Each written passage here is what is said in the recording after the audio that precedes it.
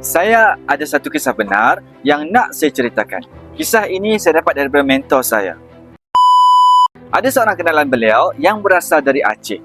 Dia lari ke Malaysia meninggalkan Aceh pada tahun 1990-an ketika peperangan berlaku antara Aceh dan juga kerajaan Indonesia. Dia adalah salah seorang bekas anggota Tentera Gabungan Aceh Merdeka, GAM.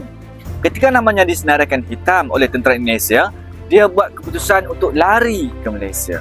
Sebelum berangkat, ibunya membekalkan barang kemas yang beratnya sekitar 20 gram dan itulah harta yang dia bawa bersama untuk mulakan hidup baru di Malaysia. Setelah sampai di Malaysia, dia menggadaikan emas tersebut bagi mendapatkan pinjaman sebagai modal untuk mulakan bisnes. Hasil daripada bisnes itu, dia berjaya menebus kembali emas yang digadainya.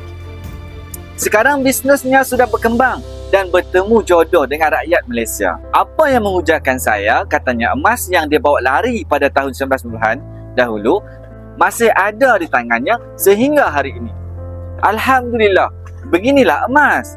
Bawalah ke mana-mana pun, emas tetap berharga.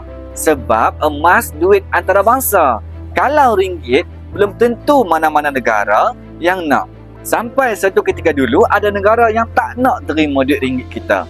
Jadi, simpan emas hari ini, kita sudah bersedia dengan international money. Rujuk pin video saya, 5 langkah mudah daftar akaun dengan Public Gold.